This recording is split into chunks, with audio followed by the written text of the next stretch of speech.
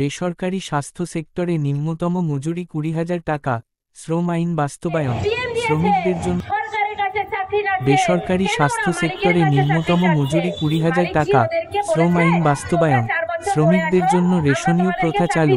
চাকুরিচ্যুতি বন্ধসহ 7 দফা দাবিতে চট্টগ্রামে মানববন্ধন ও বিক্ষোভ সমাবেশ করেছে বেসরকারি স্বাস্থ্য প্রতিষ্ঠান কর্মচারী ইউনিয়ন। সকালে নগরীর চটেশ্বরী মোড়ে এই বিক্ষোভ সমাবেশ অনুষ্ঠিত হয়।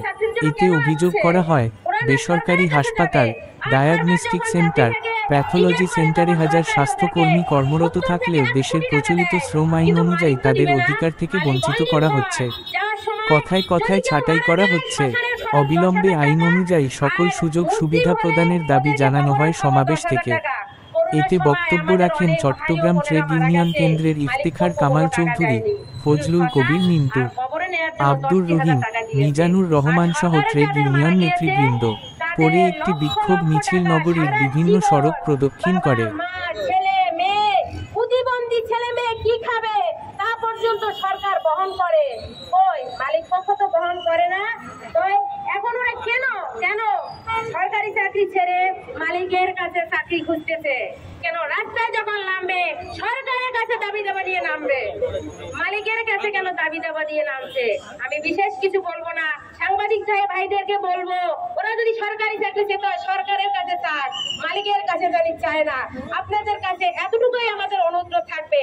আর যদি আমাদের এই চাকরি ছেড়ে ঘরেই চলে যেতে হয়, তাহলে সরকার আমাদের 25 লাখ টাকা করে দিতে হবে এবং সরকারি চাকরি দিতে হবে এবং ছেলে মেয়ের সম্পূর্ণ ভরণ পোষণের দাবি দাবা দিতে হবে।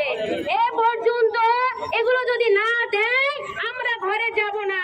কিন্তু সরকারের কাছে আমার একটাই দাবি, আমাদের সমস্ত কিছুর দাবি ভরণ পোষণ করতে হবে।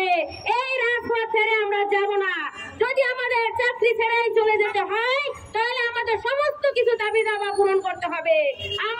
আমরা এতদিন ধরে আমাদের গায়ের রক্ত পরিশ্রম করে আমাদের এই বেসরকারি স্বাস্থ্যগুলো আমরা সেবা দিয়ে আসছি।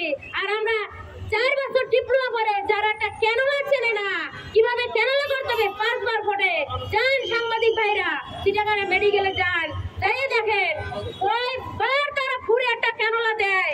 4 বছর ডিপ্লোমা করে আসে, হাতে কলমে কিছুই শেখে না, শুধু ওখানে পড়েই আসে, এখানে এসে কাজ শেখে মেডিকেলে, শিখে তারা স্টাফ নার্স হয়।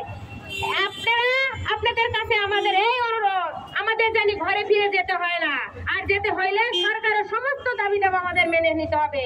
এই বলে আমার ধন্যবাদ সংক্ষিপ্ত করলাম।